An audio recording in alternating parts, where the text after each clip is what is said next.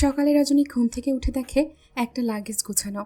আজ আবারও সিরাজুল ইসলামের কোনো অফিসিয়াল ট্যুর আছে নাকি? এই লোকের এই এক স্বভাব, হুট করেই বলবে তার অফিসিয়াল ট্যুর আছে। রজনী ভাবনা চিন্তা বা কথা বলার সময় পেল না। তাকে দ্রুত চায়ের পানি বসিয়ে মহুয়া বেগমের জন্য রান্না করতে হবে। আগে মহুয়া বেগমকে খাইয়ে তারপর আবার সবার জন্য নাস্তা বানাতে হবে। রজনী রান্নাঘরে ঢুকে গেল। চা বানানো শেষ হতেই নার্গিস এলো চা নেওয়ার জন্য। তার ছেলে মেয়ে আর স্বামীর জন্য চা নিল। রজনী ডেকে বলল, তোর ভাইজানের মনে হয় ট্যুর আছে, এসে একটু রুটিগুলো বেলে দিতে পারলে।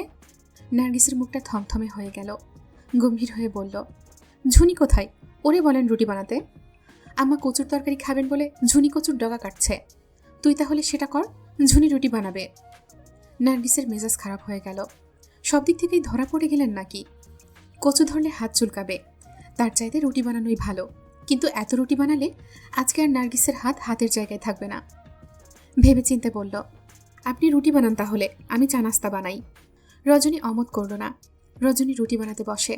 নার্গিস শাশুড়ির জন্য অল্প তেল মশলা দিয়ে সবজি খিচুড়ি রান্না করে নেয় নরম করে। রান্না করতে গিয়ে নার্গিস হিসেব করে ঠিক কত বছর পর সে হাতে খুন্তা নিয়েছে। মহুয়া বেগমের সময় মতো খাবার না হলে তিনি অশান্তি করেন। তাই রান্না হতেই নার্গিস নিয়ে গেল তার খাবার। প্রতিদিন রজনী রান্না করে। রজনীর হাতের রান্নায় এই বাড়ির বড় থেকে ছোট সবাই অভ্যস্ত। কেউ রান্না করে মায়া মমতা যত্ন মিশিয়ে, আর কেউ রান্না করে বিরক্তি নিয়ে। রান্না এমন একটা সেন্সিটিভ টাস্ক যেখানে স্পষ্ট বোঝা যায় ভালোবাসা মিশ্রিত রান্না নাকি বিরক্তি।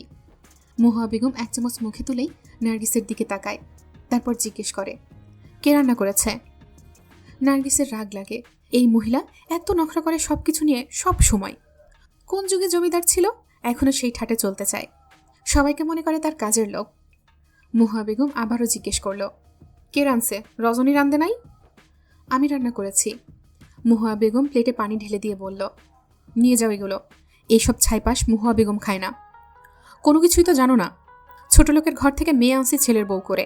না আছে শিক্ষা আর না আছে গুণ। গুণের মধ্যেই একটাই আছে, গুণের মধ্যে একটাই আছে, কেমনে কামকাজ না কইরা খাইতে পারে। যতই বলি রজনীর দোষ, রজনীরা ছাড়া সব অসল। নার্গিস তেতে উঠে বলল, আমি ছোট লোক, ছোট লোকের মেয়ে দেখেই বেঁচে গেছেন। যদি রজনীর মতো হতাম তাহলে আপনাদের এত নখরা সহ্য করতাম না। আমারে রজনী ভুলেও ভাববেন না, আমি নার্গিস, কাজের লোক না। নার্গিস প্লেট নিয়ে চলে গেল। কিছুক্ষণ পর শিরিন গিয়ে মিরাজুল ইসলামকে ডেকে আনলেন। নার্গিস তৈরি হয়েছিল, আজকে সে ছেড়ে কথা বলবে না। মিরাজুল ইসলাম আসতেই মহুয়া বেগম বললেন, তোর বউ নিয়া তুই আজকে আমার বাড়ির থেকে বের হয়ে যাবি। আমার নাতি নাতনি কেউ যাবে না, তুই তোর বউ নিয়া চলে যাবি। ছোট লোকের মেয়ের সাহস কত, আমার মুখে মুখে কথা বলে। মহুয়া বেগমের সাথে তর্ক করে তোর বউ। আমি জমিদার বংশের মেয়ে, জমিদার বংশের বউ, ওর এই স্পর্ধা হয় কি করে? নার্গিস দরজার পাশেই দাঁড়িয়েছিল। রুমে ঢুকে বলল, এত জমিদার হইলে আমার মতো ছোট ঘরের মেয়ে আনলেন কেন? কি ভেবেছেন ছোট ঘরের মেয়ে এনে কাজের লোকের মতো রাখবেন? আপনারা আর আপনার মেয়ের কথার নিচে রাখবেন? পুতুলের মতো চলবো? এত সহজ না সবকিছু। আমি ছোট ঘরের মেয়ে, আমার বাপমা বড় ভাবির মতো সমাজের নামি দামি মানুষ না, উচ্চবংশীয় না যে। তার মতো আমারও বাবা মায়ের মানিজ্যতের চিন্তা করে দাঁত কামড়ে সব সহ্য করে নিতে হবে।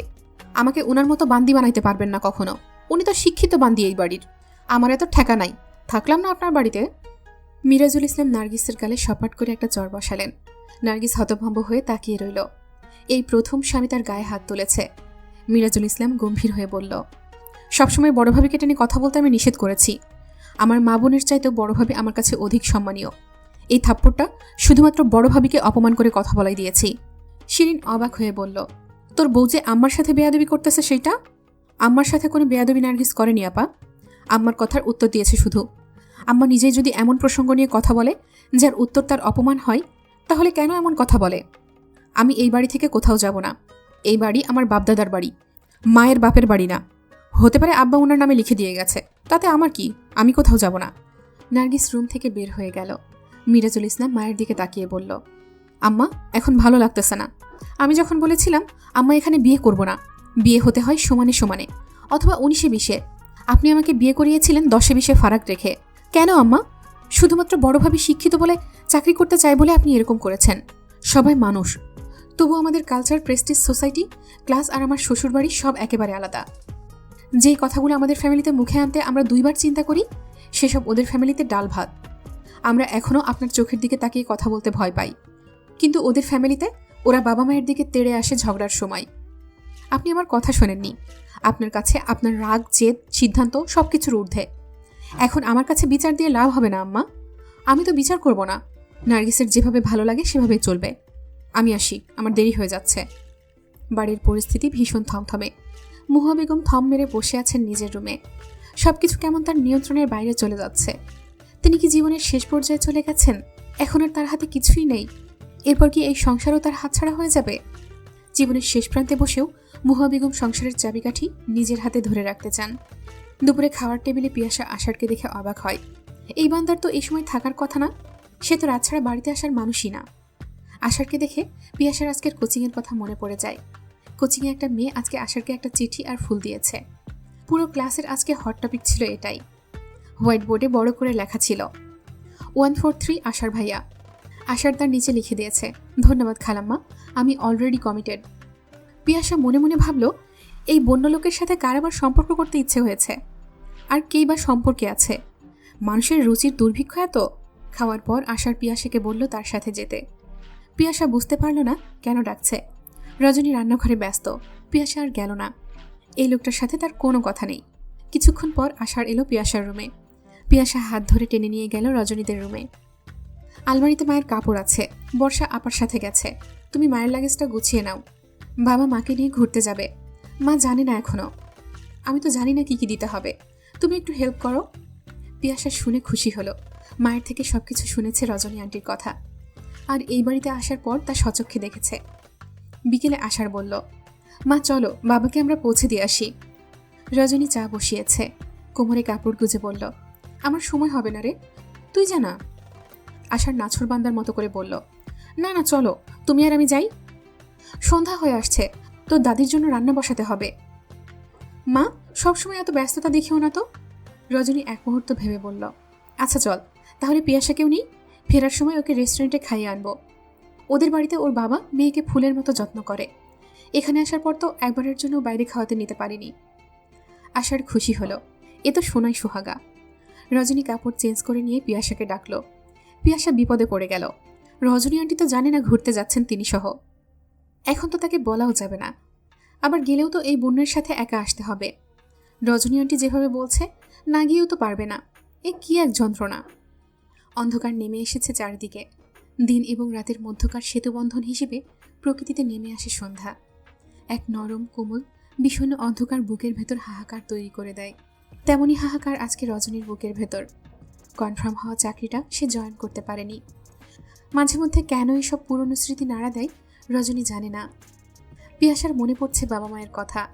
বাবা মায়ের মধ্যে আন্ডারস্ট্যান্ডিং যে কতটা গুরুত্বপূর্ণ তা এখন পিয়াসা বুঝতে পারছে। তার বাবা মা দুজনেই যেন বলার আগেই একে অন্যের মনের কথা বুঝতে পারে বলেই তাদের মনের দূরত্ব নেই। তা না হলে সিরাজ আঙ্কেল আর রজনী আন্টির মতো হতো। ফ্যামিলি প্রবলেম একটা মানুষের জীবনে অনেক বড় প্রভাব ফেলে। এই যে আশারকে দেখে, একটা মানুষ সারাক্ষণ চেষ্টা করে কিভাবে দুই পক্ষকে মিলেমিশে রাখা যায়।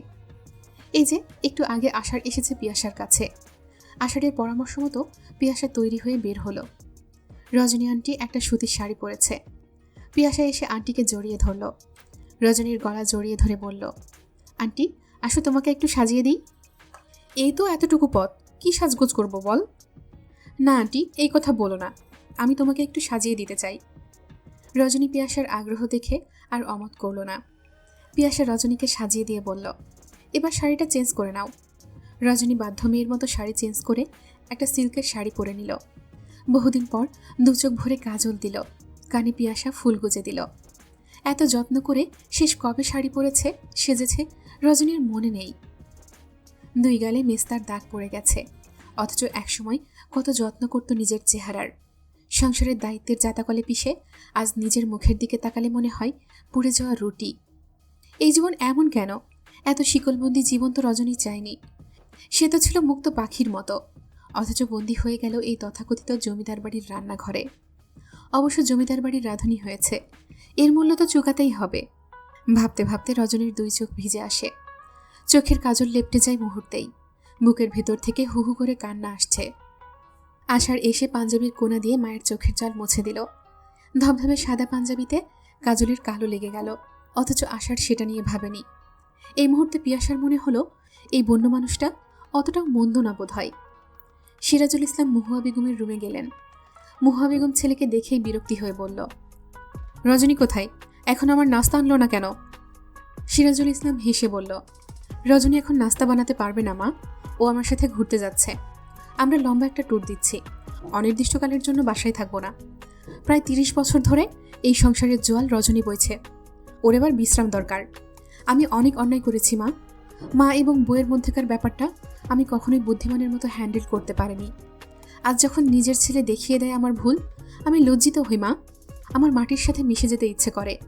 মাঝে মাঝে ভাবি, আমার ছেলের মতো বুদ্ধিমান আমি কেন হতে পারলাম না মা। পর মুহূর্তেই মনে পড়ে আমার মা মহুয়া বেগম আর আষাঢ়ের মা রজনীগন্ধা। আমার মা আমাকে শিখিয়েছে কিভাবে স্ত্রীকে শাসন করা যায়, কিভাবে স্ত্রীকে পায়ের জুতার মতো ব্যবহার করা যায়। কিন্তু রজনী তার ছেলেকে শিখিয়েছে স্ত্রী মাথার তাজের মতো। তাকে যদি তুমি রানী করে রাখতে পারো, তাহলে তুমিও রাজার মতো সম্মান পাবে। অনেক দিনের জমানো ক্ষোভ অভিমান বুকে জমিয়ে রজনী যখন আমার সাথে হাসি মুখে কথা বলে, আমার তখন নিজেকে ভীষণ অপরাধী মনে হয়। শিক্ষিত হয়েছি, বড় চাকরিজীবী হয়েছি, মায়ের সুযোগ্য পুত্র হয়েছি, সন্তানের পিতা হয়েছি, কিন্তু স্ত্রীর কাছে হিরো হতে পারিনি। জীবনের শেষ পর্যায়ে এসে আজ ইচ্ছে করছে একবার স্ত্রীর কাছে হিরো হতে হবে। মহুয়া বেগমের মুখে যেন আশার জমেছে। এত বড় সিদ্ধান্ত তাকে না জানিয়েই নিয়েছে, তাহলে কি তার গুরুত্ব শেষ হয়ে গেছে পুরোপুরি? সিরাজুল ইসলাম বের হলেন। আশার গাড়ি বের করে, তারপর গাড়ি থেকে নেমে গাড়ির দরজা খুলে পিয়াসাকে বলল, ওঠো। পিয়াসার আবারও বাবার কথা মনে পড়ে গেল। বাবাও তো এইভাবেই তাকে যত্ন করে। সিরাজুল ইসলাম আশারের দেখা দেখি রজনীকে গাড়ির দরজা খুলে দিল। রজনী অবাক হয়ে স্বামীর দিকে তাকায়। কবে এভাবে সিরাজুল ইসলাম তার প্রতি ভালোবাসা দেখিয়েছে তা রজনীর মনে পড়ছে না। পিয়াসার কেমন বুক কাঁপছে, কেন তাকে এই মানুষটার পাশেই বসতে হচ্ছে? এক বুক অস্বস্তি নিয়ে পিয়াসা আষাঢ়ের পাশে বসে। গাড়ি চলছে এয়ারপোর্টের উদ্দেশ্যে। খোলা জানালা দিয়ে বাতাস এসে উড়িয়ে নিয়ে যাচ্ছে পিয়াসার খোলা চুল। আষাঢ় মুগ্ধ হয়ে তাকায়। এই মেয়ে কি তাকে মুগ্ধ করতে করতে শেষ করে ফেলবে? সে কি জানে না তার প্রতিটি নিঃশ্বাসে আষাঢ় মুগ্ধ হয়? জানবে না কখনো। এয়ারপোর্টে এসে রজনী প্রথমবারের মতো চমকায় যখন পিয়াসা আর আষাঢ় দুজনেই বলল, আল্লাহ হাফিজ আন্টি আঙ্কেল, আপনাদের ভ্রমণ আনন্দদায়ক হোক। রজনী হতবিহ্বল হয়ে তাকিয়ে রইল। সিরাজুল ইসলাম স্ত্রীর পাসপোর্ট বের করে বলল, এই ট্যুর একা আমার না, আমাদের দুজনের। এই ট্যুরের স্পন্সর তোমার ছেলে। রজনী অবিশ্বাস্য দৃষ্টিতে তাকায়। আষাঢ় পিয়াসার হাত ধরে টেনে নিয়ে যেতে লাগলো। পেছন থেকে তাকিয়ে রজনীর হঠাৎ মনে হলো, এই হাতটা যদি আষাঢ় আজীবন ধরে রাখত। কিন্তু তা কি হবে? পিয়াসার সবকিছু জানার পর কেউ মেনে নিবে কখনো? বিমানবন্দরে রজনী এর আগেও অনেকবার এসেছে, তার কখনো ভাগ্য হয়নি ভেতরে প্রবেশ করার। ডোমেস্টিক ফ্লাইটে আজকে তারা কক্সবাজারে যাচ্ছে। রজনীর বুকের ভেতর কেমন যেন লাগে। বিয়ের পর সিরাজুল ইসলাম তাকে হানিমুনে কক্সবাজার নিয়ে যাবে বলে সিদ্ধান্ত নেন। রজনী তখন সদ্য বিবাহিতা। রজনীগন্ধার মতোই সুন্দরী রজনী মনে মনে হাজারটা প্ল্যান করে ফেলেছে। সমুদ্রের পাড়ে শাড়ি পরে স্বামীর হাত ধরে হাঁটবে, বিচে বসে দুজন মিলে বাদাম খাবে। রজনী বাদামের খোসা ছাড়িয়ে দেবে। সমুদ্রের বুকে সূর্যটা কিভাবে মিলিয়ে যায়, দু চোখ ভরে সেই বিদায়ের দৃশ্য দেখবে। দুজন মিলে ক্যান্ডেল লাইট ডিনার করবে। কত কত স্বপ্ন ছিল দুই চোখে। বুকের ভেতর যেন হাজারটা ফানুস উঠছিল, কিংবা হাজারটা প্রজাপতি মনবাগানে খুশির গান গাইছে। রাতে রজনী ব্যাগপত্র সব গুছিয়ে নিল। সকালের ট্রেনে তারা চট্টগ্রাম যাবে। সকালে ঘুম থেকে উঠে দেখে শিরিনের হাজব্যান্ড তারিন তিনজনেই তৈরি হয়ে আছে ব্যাগপত্র গুছিয়ে। তারিনের তখনও বিয়ে হয়নি। মহুয়া বেগম সিরাজুল ইসলামকে নির্দেশ দিলেন তাদেরও সাথে নিয়ে যেতে। মা ভক্ত সিরাজুল ইসলাম অমত করতে পারল না। রজনী তখনও বুঝতে পারল না সমস্যাটা। কিন্তু সমস্যা শুরু হলো যখন কক্সবাজার পৌঁছায়। হোটেলে রুম বুক করা হলো 3টা। যেতে যেতে রাত হয়ে যায়। রাতে তারিন এসে ভাইয়ের কাছে কান্নাকাটি শুরু করে দিল। সে কিভাবে একা এরকম হোটেল রুমে ঘুমাবে? নিরাপত্তা কি? মা তাকে বলে দিয়েছে ভাবির সাথে ঘুমাতে। সে একা ঘুমাবে না। রজনী শুকনো মুখে স্বামীর দিকে তাকায়। সিরাজুল ইসলাম সাথে সাথে বললেন, অসুবিধা নেই, তুই আর তোর ভাবি এখানে ঘুমা, আমি ওই রুমে ঘুমাবো। সারা রাত রজনীর 2 চোখ জ্বলছিল। কাঁদেনি রজনী মোটেও। সে বুঝে গিয়েছিল মহুয়া বেগম তাকে এইভাবেই ক্ষতবিক্ষত করে যাবেন। কক্সবাজারের 3 দিন রজনীর সময় কেটেছে তারিনকে পাহারা দিতে দিতে। তারিন বিচে চলে যায় হুটহাট। রজনীকে পাহারাদারের মতো করে তার চারপাশে থাকতে হয়। তারিন সাঁতার জানে না, সে সমুদ্রে নেমে যায়। রজনী তাই চোখে চোখে রাখে। সিরাজুল ইসলাম হোটেলের রুমে বসে টিভি দেখেন সর্বক্ষণ। রজনীর আর সমুদ্র বিলাস করা হলো না, বিচে বসে সূর্যাস্ত দেখা হলো না, শাড়ি পরে সমুদ্রের পাড়ে হাঁটা হলো না। যতটা স্বপ্ন নিয়ে রজনী কক্সবাজার এসেছিল ততটা ক্ষত নিয়ে বাড়িতে ফিরে যায়। বছর কয়েক পর আবারও সিরাজুল ইসলাম স্ত্রীকে নিয়ে কক্সবাজার যাবেন বলে সবাইকে জানায়। তখন মিরাজুল ইসলামও বিয়ে করেছেন। মুহা বেগম বললেন তিনিও যাবেন, সমুদ্র দেখতে ইচ্ছে করছে তারও। রজনীকে বলল তার ব্যাগপত্র গুছিয়ে নিতে। রজনীর বুকে পাহাড় চেপে বসে। মুহা বেগম গেলে তাকে 24 ঘন্টা তার পাশে থাকা লাগবে। তিনি হোটেলের খাবার খাবেন না, রজনীকে তার জন্য আলাদা রান্না করতে হবে। রজনী উঠে বলল সে যাবে না, তার শরীর ভালো লাগছে না। রজনী যাবে না বলাই মুহা বেগম বললেন তিনিও যাবেন না। সিরাজুল ইসলাম রজনী আর মুহা বেগমকে ছাড়া পরিবারের বাকি সদস্যদের নিয়ে গেলেন। আজ বহু বছর পর অতীতের স্মৃতি মনে পড়ে রজনীর নিঃশ্বাস বন্ধ হয়ে আসতে লাগলো। অথচ আজকে আর আগের মতো সেই অনুভূতি নেই, সমুদ্র দেখার আকুলতা নেই, বুকের ভেতর হাজারটা প্রজাপতির ওড়াউড়ি নেই। অথচ এখন ডিস্টার্ব করার কেউ নেই। কেন যখন সময় থাকে তখন পরিস্থিতি অনুকূলে থাকে না? কেন সময় চলে গেলে সব পাওয়া যায়? তখন কি মনের সেই আনন্দ থাকে?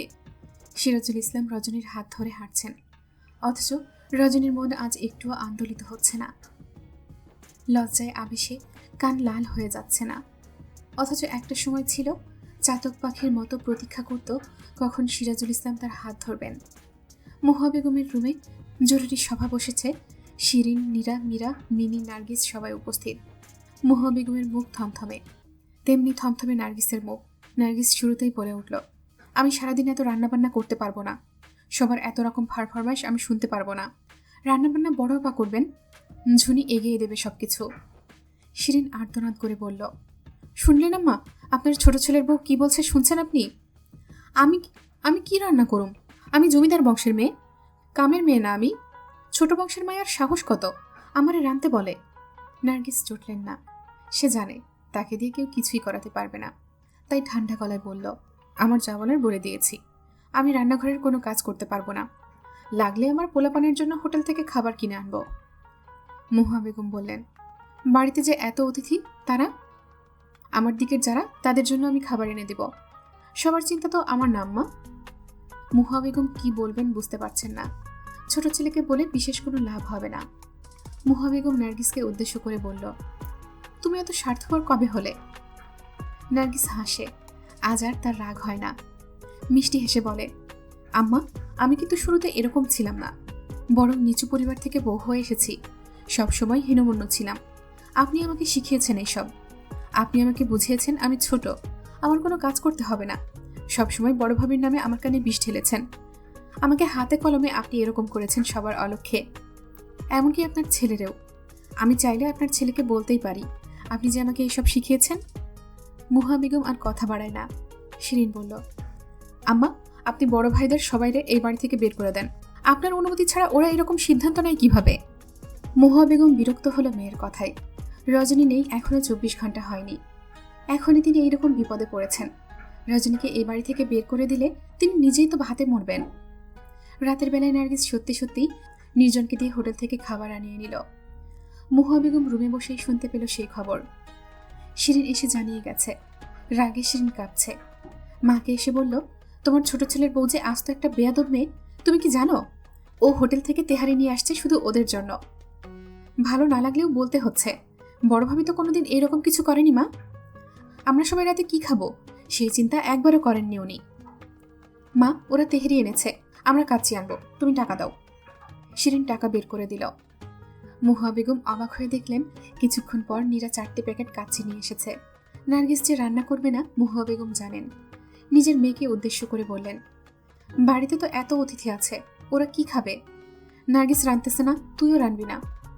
মা, আমি এত মানুষের রান্নাবান্না করতে পারবো না, আমি এই বাড়ির মেয়ে, কাজের লোক না। এরকম হলে আমি আমার শ্বশুর বাড়ি চলে যাব, এত মানুষের কাজ আমি করতে পারবো না। মুহা বেগম অথই জলে পড়লেন। তার নিজের খাবার দাবারে অনেক রকম বিধি নিষেধ আছে, সব খাবার তিনি খান না সব সময়। অনেক দিন পর বুকের ভেতর কেমন অপরাধবোধ জন্ম নিচ্ছে তার। রজনীকে কষ্ট দেওয়ার জন্য তিনি সবসময় নার্গিসকে ব্যবহার করেছেন, দুই বউকে সবসময় প্রতিপক্ষ বানিয়ে রেখেছেন। আজ দেখছেন তিনি আসলে সবার প্রতিপক্ষ হয়ে গেছেন। প্রায় 30-32 বছর পর মুহা বেগম রান্না করতে এলেন। আজ এত অসহায় লাগছে তার। দিন শেষে তার পাশে কেউ নেই।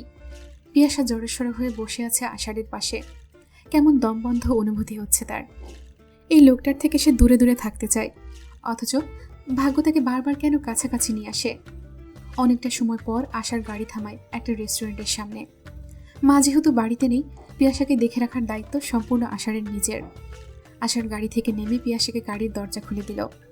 আষাঢ়ের সাথে পিয়াসার কিছুতেই খেতে ইচ্ছে করছে না। এই লোকটাকে সে ভীষণভাবে অপছন্দ করে। রেস্টুরেন্টে ঢুকতেই কয়েকটা টেবিল থেকে 10-12 জন মেয়ে ছুটে আসলো। পিয়াসাকে ঠেলে ঠুলে সরিয়ে দিয়ে সবাই মিলে আশারকে ঘিরে ধরল। সবার ধাক্কাধাক্কিতে পিয়াসা দরজার সামনে চলে গেল।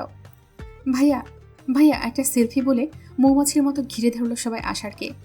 এদিক ওদিক তাকিয়ে আশার পিয়াসাকে খুঁজে না পেয়ে সবাইকে সরিয়ে বলল, প্লিজ আমার কৈতরকে আগে ভেতরে আসতে দিন। পিয়াসার হাত ধরে আশার ভেতরে নিয়ে আসলো। লজ্জায় পিয়াসা মাথা নিচু করে ভেতরে এলো। তারপর একটা চেয়ার টেনে পিয়াসাকে বসিয়ে দিল আশার। পুরো ব্যাপারটা ভিডিও করে কেউ একজন ফেসবুকে আপলোড করে দিল। ক্যাপশন ছিল, সব শেষে সবার ফেভারিট আশার ভাইয়ের প্রিয়তমার দেখা পাওয়া গেল। খাওয়া দাওয়া করে বাসায় ফেরার পথে পিয়াসা ফেসবুকে ঢুকে পিয়াসার হার্টবিট বেড়ে গেল। এই ভিডিওটা ভাইরাল হয়ে গেছে। ভিডিওতে পিয়াসার চেহারা স্পষ্ট না। পিয়াসা নিজের বুকের ধুকপুকানি আজ নিজেই শুনতে পাচ্ছে। চকিতে আশার দিকে তাকায় পিয়াসা। আশার ড্রাইভিংয়ে ব্যস্ত। পিয়াসার হুট করেই কেমন হাসি পেল। এই বন্য লোকটাকে সে ভালোবাসতে যাবে কিসের জন্য? তাছাড়া এই লোক তো আগে থেকে এঙ্গেজড। বাসায় ফিরতে বেশি রাত হলো না। আশার পুরো পথ আর পিয়াসার সাথে কথা বলেনি। রেস্টুরেন্ট থেকে পিয়াসা কেমন মুখ কালো করে আছে। তার জন্য পিয়াসা বিব্রত হবে এটা সে কখনোই চায় না। বাসায় ফিরে পিয়াসা দেখলো রান্নাঘর থেকে শব্দ আসছে। আজকে তো রজনী আন্টি নেই, কে রান্না করছে? কৌতূহলী হয়ে পিয়াসা এগিয়ে যায় রান্নাঘরের দিকে। রান্নাঘরে ঢুকেই পিয়াসা চমকে ওঠে। দাদি রান্না করছে? পিয়াসার কেমন মায়া লাগে বয়স্ক মানুষটার জন্য। এই যে কাঁপা কাঁপা হাতে বটিতে আলু কুটছেন তিনি। চুলায় মাছ ভাজতে দিয়েছেন। মাছ পুড়ে যাচ্ছে, তার কোনো হুঁশ নেই। পিয়াসা এগিয়ে এসে চুলা বন্ধ করে দেয়। রান্নাবান্নার কাজ মা তাকে শেখায়নি, কখনো সুযোগও হয়নি পিয়াসার ওইভাবে শেখার। একটা চামচ দিয়ে পিয়াসা মাছ উল্টে দিয়ে চুলা অন করে দিল। তারপর মুহা বেগমের সামনে বসে বলল, দাদি আমি করি? আমি কিন্তু পারি না, আমাকে মা শেখায়নি এসব। আমার শিখতে ইচ্ছে করছে, আপনি আমাকে একটু দেখিয়ে দেন, আমি করে দিই আপনাকে। মুহা বেগমের মনে হলো এ জীবনে আপন আসলে কে। নিজের মেয়ে, নাতনি, পুত্রবধূ কেউ তো একবার উকি দিয়েও দেখতে এলো না। অথচ এই অচেনা মেয়েটা, যাকে তিনি চরম অপছন্দ করেন, সে এগিয়ে এলো তাকে সাহায্য করতে। সময় বদলানোর সাথে সাথে কি একটা সময় গিয়ে আপন পরের সংজ্ঞাও বদলে যায়? চেনা মানুষ এইভাবেই দূরে চলে যায়। মুহা বেগমের সারা শরীর থরথর করে কাঁপছে। আজকে তার খাওয়া হয়নি ভালো করে। রজনী থাকলে তো অনিয়ম হতো না। নিজের মেয়েও খেয়াল করেনি, তার মাঝে সকাল থেকে না খাওয়া। পিয়াসা মুহা বেগমের গা কাঁপতে দেখে এগিয়ে এসে জড়িয়ে ধরে। তাকে কোনো মতে ধরে নিয়ে সোফায় বসিয়ে দেয়। কাকে ডাকবে খুঁজে পায় না পিয়াসা। সবার রুমের দরজা বন্ধ। রজনী আন্টি যাওয়ার সাথে সাথে এই বাড়ির কোলাহল যেন হারিয়ে গেছে নিমেষেই। পিয়াসা ছুটে যায় আষাঢ়ের রুমে। এই রুমে পিয়াসা না আসলেও চেনে। রুমের ভেজানো দরজা ধাক্কা দিয়ে ভেতরে ঢোকে পিয়াসা। বাইরে থেকে ফিরে আশার গোসল করল। খালি গায়ে একটা তোয়ালে পরে বের হয়ে আলমারি থেকে নিজের টি শার্ট খুঁজছে। পিয়াসা এসে পড়েছে সেই মুহূর্তেই। পিয়াসাকে দেখে আশার আপন মনেই বলল, অবশেষে কৈতর তার খোপে এলো। ওয়েলকাম কৈতর। পিয়াসা ভ্রু কুচকে বলল, কি বলছেন এসব? কৈতর পালতে পালতে কি মাথা হ্যাং হয়ে গেছে নাকি? আমি কৈতর না, মানুষ। পিয়াসা আমি। আশার হেসে বলল, আমার রুমে হঠাৎ কি মনে করে? আমাকে মিস করছিলে? আপনার মতো বন্য কাউকে আমি মিস করতে যাব কোন দুঃখে? আশার পিয়াসার হাত ধরে নিজের কাছে টেনে আনে। পিয়াসার কানের কাছে মুখ নিয়ে ফিসফিস করে বলে, কোনো একদিন যদি এই বন্য মানুষটাকেই জীবন তোমার করে দেয়? পিয়াসা ধাক্কা দিয়ে নিজেকে সরিয়ে নিতে চায়। আশার খুব শক্ত করে ধরে আছে।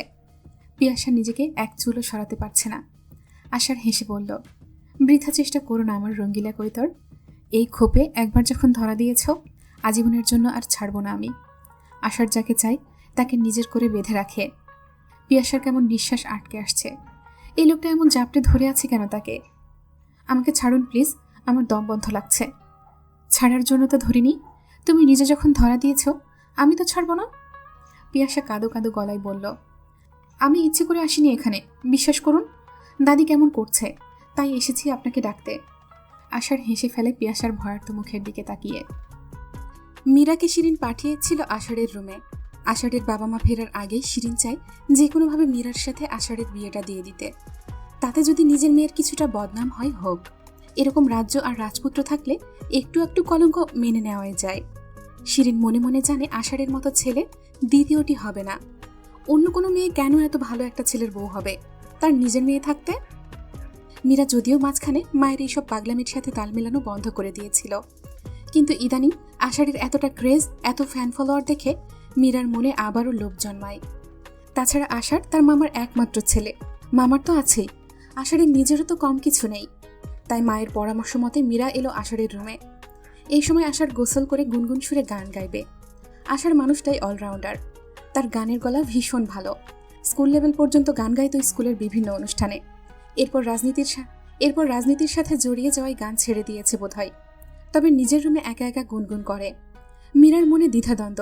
আষাঢ় বলেছে সে এঙ্গেজড, তার দৃঢ় গলার স্বর মীরা বোঝে, কিন্তু বিশ্বাস করতে পারে না।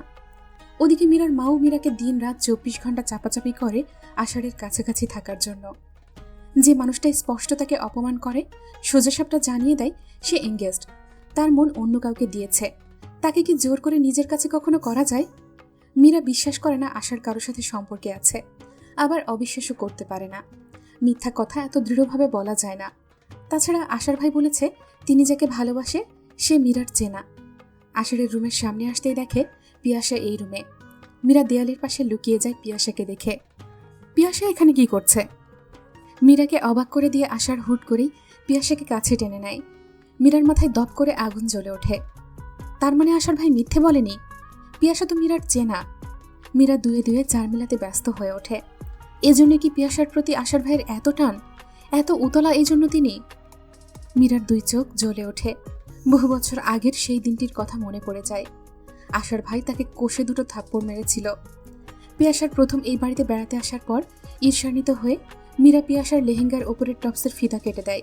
মেহমান যাবার পর আষাঢ় ভাই তাকে থাপ্পড় দেয়। আর কোনো আশা ভরসা নেই মীরার। বেকার সময় নষ্ট করেছে সে এতদিন মায়ের কথা শুনে।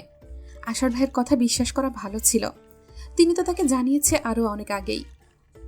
আষাঢ় ফিস ফিস করে বলল, আমি সরি পিয়াসা, আমি তোমাকে হার্ট করতে বা কোনোভাবে অপ্রস্তুত করতে এই কাজটা করিনি। দেয়ালের পাশ ঘেঁষে মীরা দাঁড়িয়ে আছে। মীরাকে দেখানোর জন্য আমি তোমাকে এভাবে কাছে টেনে এনেছি। এই মুহূর্তে দাঁড়িয়ে তুমি হয়তো বুঝতে পারবে না ব্যাপারটা, তোমার কাছে এটা খারাপ মনে হচ্ছে হবে। ব্যাপারটা তুমি বুঝতে পারবে কিছুদিন পর। তোমাকে সুরক্ষিত রাখতেই আমাকে এই কাজটা করতে হচ্ছে পিয়াসা। আষাঢ় আর পিয়াসাকে এইরকম কাছাকাছি থাকতে দেখে মীরা আর সামনে আসে না, নীরবেই স্থান ত্যাগ করে। মীরা বুঝে যায় অযথা আর পিয়াসার পিছনে লাগা যাবে না। পিয়াসার ওপর আষাঢ়ের ছায়া আছে যখন, কেউ আর পিয়াসাকে কিচ্ছু করতে পারবে না। মা আর বোনদের আগেই সাবধান করে দিতে হবে।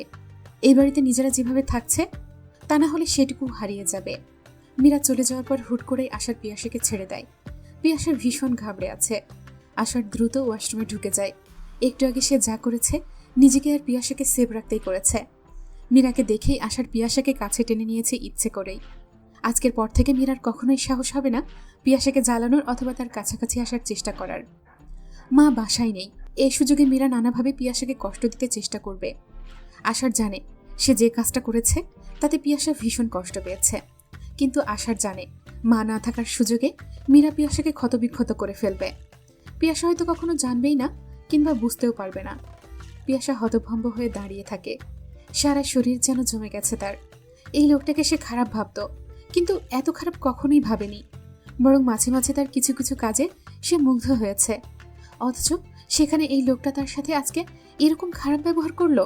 অথচ সে বলছে কিনা সে পিয়াসার ভালোর জন্যই এরকম করেছে। এটা কিভাবে ভালো হয়? আষাঢ় ওয়াশরুম থেকে বের হয়ে নর্মালভাবে বলল, দাদির কি হয়েছে? পিয়াসা কথা বলতে পারছে না। একটু আগের করা ব্যবহার এই মানুষটা এক মুহূর্তে এইভাবে ভুলে গেল। পিয়াসার দুই চোখ ভিজে ওঠে। এক মুহূর্ত না দাঁড়িয়ে পিয়াসা ছুটে চলে যায়। আষাঢ় ধপ করে খাটে বসে পড়ল। বুকের ভেতর কত যত্নে গোপন করে রেখেছে পিয়াসার প্রতি তার সব অনুভূতি। এই মেয়েটা সেসব কখনোই জানবে না। অবশ্য সে যেই জীবন বেছে নিয়েছে সেই জীবনে কাউকে আপন করতে নেই। সক্রিয় রাজনীতি করা মানুষের শত্রুর অভাব নেই। আষাঢ়েরও তাই। নিজের ভাবনা চিন্তা একপাশে রেখে আষাঢ় বের হয়। মা বাবা নেই যেহেতু দাদির খেয়াল রাখার দায়িত্ব এখন তার। দাদির রুমে গিয়ে দেখে রুম খালি। আষাঢ় দ্রুত নিচে নেমে যায়। একটু আগে পিয়াসা বলেছিল দাদির কোনো একটা সমস্যা হচ্ছে। আশার নিচে এসে দেখে মুহা বেগম দুধ দিয়ে পাউরুটি চুবিয়ে খাচ্ছে। তার পাশেই পিয়াসা বসে আছে। আশারকে দেখে মুহা বেগম লজ্জিত হয়। এই মেয়েটাকে তিনি অপছন্দ করেন, অথচ এই মেয়েটার থেকে এখন সেবা নিচ্ছেন। লজ্জা আর অস্বস্তি ঘিরে ধরেছে তাকে। আশার দাদিকে উদ্দেশ্য করে বলল, তো দাদি, রজনীগন্ধাবিহীন তোমার সংসার এখন কেমন চলছে? নিশ্চয়ই খুব ভালো, তাই না? আমার মা তো ছিল আস্ত একটা ঝামেলা তোমাদের জন্য। মুহা বেগম নিজের দুর্বলতা ঢাকতে উচ্চস্বরে বললেন, সব তোদের মা ছেলের চক্রান্ত। তুই আর তোর মা মিলে আমার ছেলের মাথা খাইছোস। আমার ছেলে এর জন্য এখন আমার কথা শোনে না। আমি আল্লাহর কাছে বিচার দিব। তোর মা আমার তামাশা দেখার জন্য আমার রাইখা আমার ছেলের লগে এই বুড়াকালে রং তামাশা করতে গেছে। তোর মায়ের কারণে এই বয়সে আমার রান্নাঘরে ঢুকতে হয়েছে। আল্লাহ বিচার করবে তোর মায়ের। আশার হেসে ওঠে। পিয়াসা হতবাক হয়, এ কেমন মানুষ, কি বলছেন উনি? আশার বলে ওঠে, আপনি ভীষণ অদ্ভুত মানুষ দাদি। এত বছর ধরে যিনি আপনার সকল দায়িত্ব পালন করছেন তাকেই আপনি সাপসাপান্ত করছেন। আর যারা গায়ে বাতাস লাগিয়ে ঘুরছে তাদের কিছুই বলার নেই আপনার? কই, তাদের তো কিছু বলছেন না। তাহলে আমার মাকেই কেন এইসব অভিশাপ দিচ্ছেন? আপনি যদি ভাবেন আপনার অভিশাপে আমার মায়ের অনেক বড় ক্ষতি হবে, তাহলে আপনি বোকার স্বর্গে বসবাস করছেন। বিড়ালের দোয়ে শিকে ছেড়ে না দাদি। মুহা বেগমের দুই চোখ ভিজে ওঠে। এত অসহায় হয়ে গেছেন কেন তিনি? কেন রজনীকে ছাড়া তিনি আজকাল একেবারেই অচল হয়ে গেছেন? এত বছর ধরে নিজের মধ্যে জমিদারি যে ভাব তিনি ধরে রেখেছেন, তা এবার আস্তে আস্তে কি খসে পড়বে? সবাই জানবে মুহা বেগমের ছেলের বউয়েরা মুহা বেগমকে কানা কড়িরও মূল্য দেয় না। সবাই জানবে মুহা বেগম আজ সারাদিন না খেয়েছিলেন। অতিথি আদ্য যেই ধারা তাদের বংশে প্রচলিত ছিল, রজনী চলে যাওয়ার সাথে সাথে কি তাও বন্ধ হয়ে যাবে? রজনীর ওপর মুহা বেগমের ক্রোধ আরও বাড়তে থাকে। শিরিন মীরার হাত চেপে ধরে বলল, তোরে আমি কি শিখাই পাঠাইছি হারামজাদি মাইয়া? মা, সবকিছু গায়ের জোরে হয় না। আশার ভাইকে নিয়ে তুমি মনে মনে যেই পরিকল্পনা করে রেখেছ, এখন থেকে সব বাদ দাও। আমি আর কখনোই আশার ভাইয়ের সাথে এরকম ঢলাঢলি করতে পারবো না। তোর মতো মাথামোটা গর্ধব কেমনে আমার পেটে জন্ম নিল? আশার সোনার খনি হারামজাদি, নিজের ভালো বুঝোস না কেন? বেড়া মানুষ হচ্ছে মোম, মাইয়া মানুষ হচ্ছে আগুন। আগুন দেখলে মোম গলবেই। একবার গলে গেলে আজীবনের জন্য বন্দোবস্ত করে দিব আমি। আরও কি তোরে খুলে বলতে হবে? মীরা বিরক্ত হয়ে বলল, মা, আমি যদি ন্যাংটা হয়ে ওনার পাশে যাই বসে থাকি, উনি গলবেন না। উনি মোম না, উনি লোহা। ওনারা যেই আগুন গলাতে পারবে সেটা আমি না। দুনিয়ার কেউ পারবে না ওনাকে টলাতে। আর উনি যারে পছন্দ করে তার নখের যোগ্য আমি না, না রূপে, না গুণে আর ব্যবহারে। শিরিন মীরার গা চেপে ধরে বলল, কারে পছন্দ করে আশার? বল আমারে। না মা, আমি বলতে পারবো না। আমি কখনোই বলবো না তোমাকে। তুমি আমার মা, আমি চিনি তোমাকে।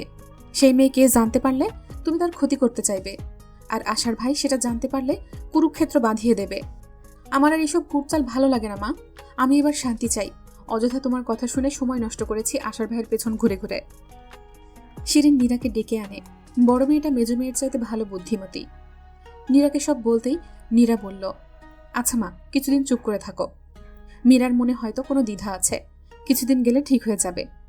মীরা মনে মনে বলল, আমি আর কখনোই আশার ভাইয়ের সাথে এরকম সম্পর্ক করতে যাব না। আমি নিজের চোখে দেখে এসেছি। এত এত ফ্যান ফলোয়ার হওয়ার পরেও যিনি সেই অনেক বছর আগে থেকে পছন্দ করে রাখা পিয়াসাকে আঁকড়ে ধরে থাকতে পারেন, তিনি কখনোই পিয়াসাকে ছেড়ে দ্বিতীয় কাউকে জীবনে চাইবেন না। তাছাড়া বিয়ে জীবনে একবার হয়। মায়ের কথা শুনে আমি নিজের জীবন নিয়ে এত বড় রিস্ক নেব না। পিয়াসাকে আগে যতটা ইনসাল্ট করেছি, এবার থেকে শুধরে যেতে হবে। যতটা আনন্দ নিয়ে আষাঢ়ের দিন শুরু হয়েছিল, ঠিক ততটাই যন্ত্রণা নিয়ে দিনের পরিসমাপ্তি হলো। সকালে বাবা যখন তাকে জানিয়েছিল মাকে নিয়ে না জানিয়ে তিনি একটা সারপ্রাইজ ট্যুর দিতে চান মাকে সাথে নিয়ে, আষাঢ়ের মনে হয়েছিল এই জীবনের সব সুখ বুঝি তার হাতের মুঠোয় এসে ধরা দিয়েছে। বাবা মায়ের মধ্যে একটা সুন্দর সম্পর্কের চেয়ে দামি আষাঢ়ের কাছে আর কিছুই নেই। দুজনের মধ্যকার সম্পর্ককে ভালো রাখতে আশার অদৃশ্য সুতার মতো জড়িয়েছিল দুজনের মধ্যখানে তাদের অজান্তেই। অবশেষে বাবার চোখের পর্দা খুলল। আফসোস এটাই, আরো কয়েক বছর আগে খুললে মা একটু স্বস্তি পেত। আশার রুমে আসলো যখন, তখন রাত প্রায় 2টো। আজ প্রথমবারের মতো আশার অনুভব করলো মা কতটা পরিশ্রম করে। অনুভব করেই আষাঢ়ের বুকটা ভারী হয়ে এলো। মায়ের জন্য কখনো কিছুই করা হয়নি। জীবন এমন কেন? আশার বুঝতে পারে না কত দিক সামলাতে হবে তাকে। ভাবতে ভাবতে মনে হলো পিয়াসার কথা। পিয়াসার কথা মনে পড়তেই আষাঢ়ের বুকে যেন ভারী পাথর চেপে বসল। এই মেয়েটা এত অবুঝ কেন? সব সময় কেন আশারকেই ভিলেন মনে করে? আশার তাকে স্পেস দিতে বাড়িতে থাকা কমিয়ে দিয়েছে, বাড়িতে থাকলেও রুম থেকে বের হয় না। অথচ মেয়েরা কিছুই বুঝতে চায় না। সবাই বলে আষাঢ়ের চোখের দিকে তাকালেই মেয়েরা প্রেমের সমুদ্রে ডুবে যায়, অথচ তার দু চোখ ভর্তি মায়া নিয়ে আষাঢ় এই মেয়েটার দিকে তাকায়। সেটা তো এই মেয়ে বুঝতেই পারে না। সৃষ্টিকর্তা এই কেমন খেলা খেলে মানুষকে নিয়ে। যাকে মন চায় সে ছাড়া দুনিয়ার সবাই তাকে ভালোবাসে। অদ্ভুত সব নিয়ম এই জগতের। আষাঢ় জানে আজকের পর থেকে পিয়াসা আর তার মধ্যে এক অদৃশ্য দূরত্ব তৈরি হবে। পিয়াসার সাথে সম্পর্ক যতটা সহজ হয়েছিল, ঠিক ততটাই দূরে চলে যাবে পিয়াসা তার থেকে। অথচ সে চেয়েছিল পিয়াসাকে নিজের করে পেতে। সকাল হতেই মিরাজুল ইসলাম নার্গিসকে ডাকতে লাগলেন। এই সাত সকালে চেঁচামেচি শুনে নার্গিস বিরক্ত হয়ে বলল, এরকম চেঁচান কেন? সমস্যা কি আপনার? বড় ভাবি নাই, গিয়ে নাস্তা বানাও যাও। নার্গিস মুখ ঝামটা দিয়ে বলল, আমার কি কোনোভাবে ঝুনির বোন মনে হয়? আমি কাজের বেটি। নিজের সংসারের কাজ করলে কেউ কাজের বেটি হয়ে যায় না। ঠিক বলেছেন, নিজের সংসার হতে হয় সেটা। এটা কার সংসার? আমার? কখনোই না। এখনো আপনার মায়ের সংসার এটা। আপনার মায়ের পরে হবে আপনার ভাবির। আমি এই সংসারের কেউ না। এই সংসারের কোনো দায়িত্বও তাই আমার না। মিরাজুল ইসলাম গম্ভীর হয়ে বললেন, তর্ক করবে না। তর্ক আমিও কম জানি না। এক্ষুনি গিয়ে নাস্তা বানাও, মায়ের খাবার তৈরি করো। না করলে? মিরাজুল ইসলামের মেজাজ তিরিক্ষি হয়ে গেল। রাগান্বিত হয়ে বলে উঠলেন, তাহলে বের হয়ে যাও যেই দিকে ইচ্ছা। নার্গিস আর অপেক্ষা করল না, সত্যি সত্যিই বের হয়ে গেল। মুহা বেগমকে এই সুযোগে একটা উচিত শিক্ষা দিতে হবে। মিরাজুল ইসলাম ভেবেছে নার্গিস বোধহয় রান্নাঘরে আছে, কিন্তু তার ভুল ভাঙল অফিসে যাওয়ার সময়, যখন তিনি দেখলেন নার্গিস বাড়িতেই নেই। নির্জন, নীরব পিঙ্কি, রিঙ্কি চারজনই মাকে খুঁজতে লাগলো, কিন্তু নার্গিসকে কোথাও পাওয়া গেল না। সকালে পিয়াসার জন্য নাস্তা নিয়ে এলো ঝুনি খালা। আজকে কে নাস্তা বানালো? কিছুক্ষণ আগে শুনতে পেয়েছে নার্গিস আন্টি নাকি বাসায় নেই। ঝুনি খালাকে সেই প্রশ্ন করতেই ঝুনি খালা বলল, আমি আটা সিদ্ধ করে দিছি, আশার মামা রুটি বানাইছে। পিয়াসা রুটির দিকে তাকিয়ে মুগ্ধ হয়।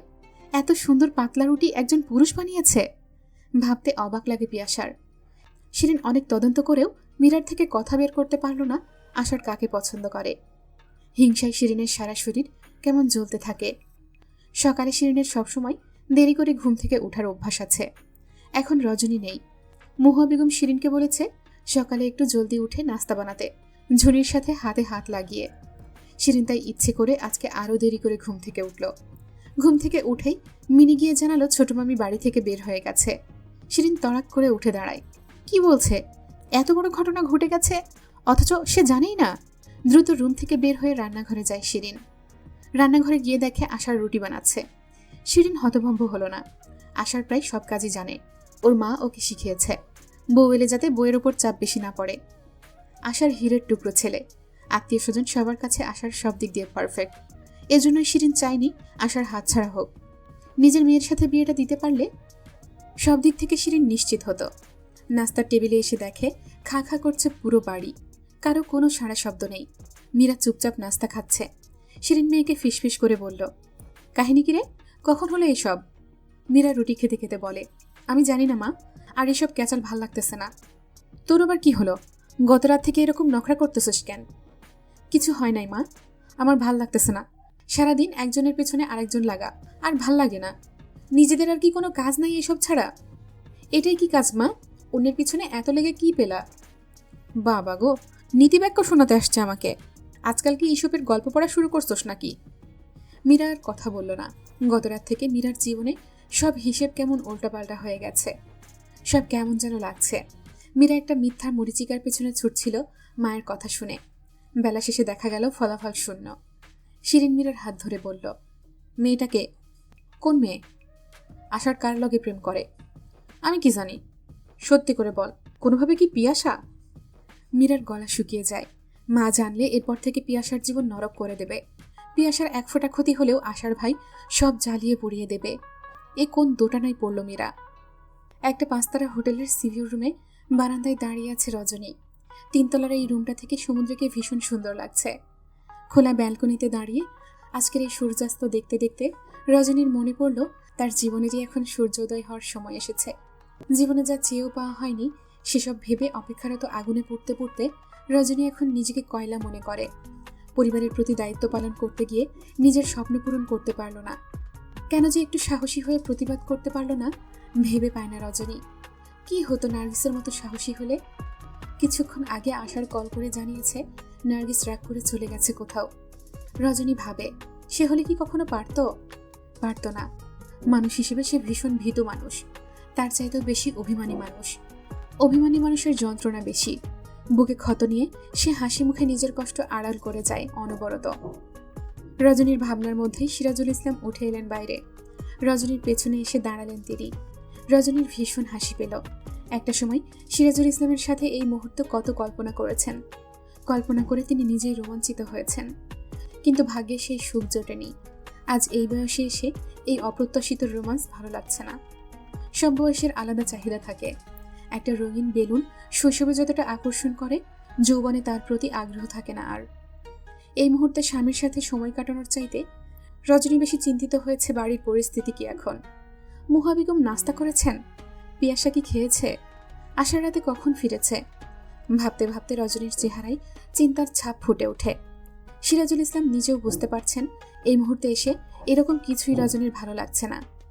রজনীর চিন্তিত মুখের দিকে তাকিয়ে জিজ্ঞেস করলেন, কি চিন্তা করছো? কোনো সমস্যা? আপনার এইভাবে আমাকে নিয়ে আসা উচিত হয়নি। বাড়িতে কেউ নেই, বাড়িতে অনেক সমস্যা হচ্ছে। কোনো সমস্যা হচ্ছে না রজনী, আমার এই কাজটা হয়তো অনেক বছর আগে করা উচিত ছিল, কিন্তু আমি করতে পারিনি। সেটা আমার ব্যর্থতা। হয়তো এখন সময় শেষ হয়ে গেছে, তবুও নিজের অপরাধবোধ থেকে সামান্য একটু যদি নিস্তার পাই, তার জন্য খেসারত দিতে আমি সব করতে রাজি এখন। রজনী ক্রূর হেসে বলল, সময় গেলে কি সাধন হয় কখনো? আপনি রাজি হলেই বা আমার কি? একটা সময় আপনি অফিস থেকে ফেরার পথে আমার জন্য মনে করে একটা ফুল নিয়ে আসলেও আমার আনন্দ হতো। অথচ এখন শুধু ফুল না, গাছ নিয়ে আসলেও আগের মতো সেই অনুভূতি আসে না। সব কিছুর জন্য একটা আলাদা পারফেক্ট টাইমিংয়ের প্রয়োজন হয়। নির্ধারিত সেই সময় পেরিয়ে গেলে সেই আনন্দ, আবেগ, আহ্লাদ কিছুই আসে না মনে। উল্টো বিষণ্ণ লাগে ভীষণ। পেলামই তখন যখন চেয়েছিলাম তখন কেন পেলাম না, এটা ভেবেই বুকের ভেতরের যন্ত্রণারা হাহাকার করে ওঠে। আজকের এই সিভিউ রুম আমার বাড়িতে আমার বেডরুমের চাইতে একটুও অন্যরকম ফিল করাতে পারছে না। আমার মন পড়ে আছে আপনাদের সেই বিশাল জমিদার বাড়িতে, আপনার মায়ের খাবারের শিডিউলে। পিয়াসার কোনো অসুবিধা হচ্ছে কিনা, আশার রাতে ফিরেছে কিনা, আমার মন এখনো সেখানেই পড়ে আছে। সিরাজুল ইসলাম সমুদ্রের দিকে তাকালেন। হাজার হাজার মানুষ সমুদ্রের তীরে প্রিয় মানুষটার সাথে সূর্যাস্ত দেখছে। সিরাজুল ইসলামও দেখছে, তবে তাদের মধ্যে সেই আবেগ নেই মনে। রজনীর গম্ভীর মুখের দিকে তাকিয়ে কিছুক্ষণ চুপ করে থেকে সিরাজুল ইসলাম বললেন, কোথাও না কোথাও তুমিও তো আমার মায়ের মতোই রজনী। এই যে তুমি এখন নিজেকে বাদ দিয়ে ছেলে মেয়ে সবাইকে নিয়ে চিন্তা করছো। একটা বয়সে এসে সব মানুষই চায় আশেপাশে সবাইকে নিয়ে থাকতে। আমার মা আগের যুগের মানুষ, তার সময়কার স্থান, কাল, পাত্র আর বর্তমান একরকম না রজনী। আমার মায়ের ওপর ক্রোধ জমিয়ে রেখো না। কথার উত্তরে রজনীর অনেক কথাই বলার ছিল কিভাবে মুহা বেগম একটা রজনীগন্ধার সতেজতা মলিন করে দিয়েছেন। বলার ছিল কিভাবে বুকের ভেতর বইতে থাকা ভালোবাসার নদীকে মুহা বেগম শুকনো মরুভূমি করে তুলেছেন। বলা হলো না কিছুই, কথায় কথা বাড়বে শুধু, সেই সাথে বাড়বে তিক্ততা। বুকের ভেতর অভিমানের পাহাড় ভারী হতে হতে নিঃশ্বাস বন্ধ করে দেওয়ার পর্যায়ে চলে এসেছে। এতদিন যখন নীরবে সহ্য করে গেছেন, এখন আর কেন অযথা তর্ক করবেন? সিরাজুল ইসলামের মনে হলো তিনি আবারও ভুল করেছেন। রজনীর শুকনো মুখের দিকে তাকিয়ে সিরাজুল ইসলামের ইচ্ছে করে সময়কে বদলে দিতে। কোনো জাদু বলে যদি পারতেন 30 বছর সময় কমিয়ে দিতেন। সেই রজনীগন্ধার সতেজতায় হাসিতে মুগ্ধ হয়েছেন এক সময়। সেই ফুলকে দিনের পর দিন নিজের চোখে শুকিয়ে যেতে দেখেও কোনো প্রতিবাদ জানাতে পারেননি। রজনী রুমে চলে গেল। সিরাজুল ইসলাম বিচের দিকে তাকিয়ে রইলেন শূন্য চোখে। একটা ছেলে আর একটা মেয়ে বিচে হাঁটছে। মেয়েটার পরনে আকাশি রঙের শাড়ি, ছেলেটার পরনে পাঞ্জাবি। মেয়েটা হাঁটতে হাঁটতে অকারণেই হেসে গড়াগড়ি খাচ্ছে। ছেলেটা সযত্নে মেয়েটার কাঁধ নিজের বুকের সাথে টেনে নিচ্ছে। সিরাজুল ইসলামের হঠাৎ মনে হলো তিনি তাকিয়ে আছেন ঠিকই, কিন্তু কিছুই দেখতে পাচ্ছেন না। চোখে ভাসছে অনেক অনেক বছর আগের কথা। রজনী শাড়ি হাতে নিয়ে তাকে বলেছিল, চলো আমরা আজকে সূর্যোদয় দেখব একসাথে। সকালে তো তারিন ঘুমে থাকবে, তখন তার অসুবিধা হবে না ওকে রুমে রেখে গেলেও। এই সবুজ শাড়িটি আমি পরব, তুমি এই লাল পাঞ্জাবিটি পরে নাও। সিরাজুল ইসলাম বিরক্ত হয়ে বলেছিলেন, পাগল নাকি? সূর্য দেখার জন্য এখন শাড়ি পাঞ্জাবি পরা লাগবে? সূর্য কি এই প্রথম উঠছে নাকি রজনী? জন্মের পর থেকেই তো সূর্য দেখি, তাহলে আজকে কেন এরকম পোশাক পরতে হবে? আর এত সকালে আমার ঘুম ভাঙবে না। তুমি তারিনকেই নিয়ে যেও, অথবা শিরিনদের সাথে যেও। রজনী চুপ করে তাকিয়েছিল। আজ বহু বছর পর মনে হলো সেই তাকানোতে মিশেছিল কত না বলা অভিযোগ, অভিমান, যন্ত্রণা। এই যে ছেলেটা আর মেয়েটা, জীবনের সূর্যাস্তের সময়ও তাদের কোনো একদিন মনে পড়বে দুজন মিলে একদিন সমুদ্রের পাড়ে এইভাবেই হাসতে হাসতে গড়াগড়ি খেয়েছেন, দুজন ম্যাচিং পোশাক পরেছেন। এই স্মৃতিটুকু তাদের জীবনের পথে অনেক অভিযোগ দূর করে দেবে, অনেক অভিমান মুছে দেবে। অথচ তার নিজের রুমে ঢুকতে ইচ্ছে করছে না সিরাজুল ইসলামের। রজনীর দিকে তাকালেই অনুশোচনায় দগ্ধ হয়ে যান তিনি। এরকম কেন লাগে? এত অনুশোচনা আগে কেন হয়নি? শিরিনের দুই চোখ আস্তে আস্তে ছোট হয়ে আসছে। মীরার ভয় লাগছে মায়ের দিকে তাকাতে। মা কি সত্যি বুঝে ফেলেছে নাকি? মীরার গলা শুকিয়ে আসছে। মীরা চায় না মা কিছু বুঝুক। মা বুঝলেই পিয়াসার জীবন হেল হয়ে যাবে। পিয়াসার জীবন হেল হলে আশার ঘাড় ধরে তাদের সবাইকে বাড়ি থেকে বের করে দেবে। বাড়ি থেকে বের করা নিয়ে মীরা চিন্তিত নয়। মীরা চিন্তিত আষাঢ়ের কাছে প্রমাণ আছে। মীরা 2 দিন বড় মামার আলমারি থেকে টাকা চুরি করেছে। সবচেয়ে বড় ভয় মীরার সেখানেই। সেই ভয়ে মীরা চুপ করে রইল। নয়তো মীরা শিরিনের মেয়ে। কেউ তার লেজে পা দিলে ছোবল মারতে মীরা দ্বিতীয়বার ভাবার মেয়ে না। পিয়াসাকে সে এত ছাড় দেওয়ার মানুষ না, কিন্তু নিজেকে সেভ রাখতে সে পিয়াসাকে নিয়ে কনসার্ন হচ্ছে। শিরিন মীরার হাত শক্ত করে চেপে ধরে বলল, জবাই করে দিমু মিথ্যা কথা বললে। সত্যি করে বল, কে? আমি জানি না মা, এসব কথা বাদ দাও। আমার নিজেরই আশার ভাইরে ভাল লাগে না। শিরিন চোখ ছোট ছোট করে তাকিয়ে রইল। তারপর হেসে বলল, তোর ভালো লাগে না? ঠিক আছে, তাইলে মিনিকে বলবো আমি, কিন্তু লাভের গুড় পিঁপড়ারে আমি খেতে দিব না। নীরা হন্তদন্ত হয়ে ছুটে এলো মায়ের কাছে। হাতের ফোনটা শিরিনের সামনে ধরে রেখে বলল, মা দেখো দেখো আশার ভাইয়ের কার সাথে সম্পর্ক আছে। মীরা নিজেও উঠে গেল। গতকালের ভিডিওতে পিয়াসা স্পষ্ট না হলেও ফর্সা হাতের কালো ঘড়িটার দিকে তাকিয়েই শিরিন বুঝে গেল এই মেয়েটা পিয়াসা ছাড়া আর কেউ না। শিরিন এই ভয়টাই পাচ্ছিল যেদিন পিয়াসা এই বাড়িতে এসেছিল সেই দিনই, কিন্তু এখন দেখছে তার ভয় সত্যি হতে যাচ্ছে। শিরিন কিছুক্ষণ চুপ করে থাকলো। তারপর ভাবনা চিন্তা করে উঠে গেল। পিয়াসার থেকে ওর মায়ের ফোন নাম্বার নিয়ে এলো। পিয়াসা কিছুক্ষণ অবাক হলেও নাম্বার দিয়ে দিল শিরিনকে। খানিক পরে যখন মা কল করে পিয়াসাকে, পিয়াসা অবাক হয়। মা এখন স্কুলে আর পিয়াসা এখন কোচিংয়ে যাবে। এই সময় তো মা কল করে না, তাহলে আজকে কি মনে করে কল দিল? পর মুহূর্তেই মনে পড়ল কিছুক্ষণ আগে শিরিন আন্টি মায়ের ফোন নাম্বার নিয়ে গিয়েছিল তার কাছ থেকে। কল রিসিভ করতেই মায়ের শান্ত সুর ভেসে এলো কানে। শিরিন মেয়েকে সোজাসুজি বলল, পিয়াসা মা, তুমি এখন বড় হয়েছ, তোমার এই বয়সটা অন্যরকম। এই বয়সে মানুষ অনেক ভুল করে, যদিও সেসব আমি ভুল বলি না। জীবন অনেক কিছু শেখায় আমাদের। আজ যা ঠিক মনে হয় তা আবার একটা সময় হাস্যকর লাগে। পিয়াসার কেমন চিন্তা হচ্ছে মায়ের কথা শুনে। চিন্তিত হয়ে পিয়াসা বলল, কি হয়েছে মা, কোনো সমস্যা? আমি আমার মেয়েকে বিশ্বাস করি মা, যাই হোক না কেন তুমি মাকে সত্যিটা জানাও। ঘটনা সত্যি হলেও আমি সাদরে মেনে নেব। মিথ্যে বললে আমিও জবাব দিতে জানি। স্কুলে আমার এই রেকর্ড তোমার অজানা নয়। পিয়াসার এবার সত্যি ভীষণ ভয় লাগছে।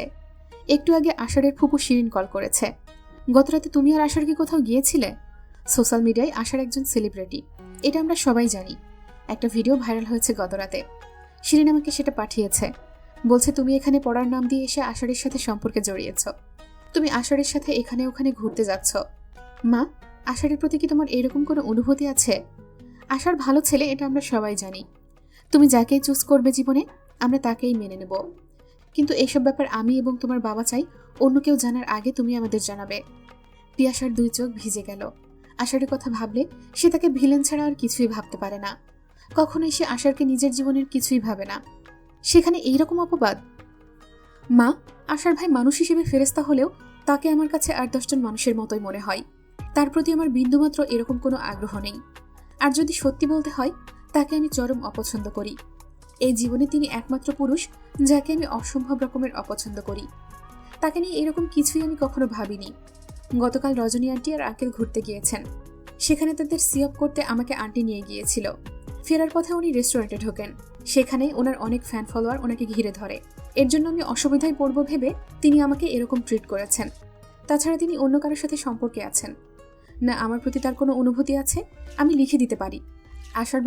আশার ভাইয়ের প্রতি আমার এই মনোভাব আজীবন এমনই থাকবে।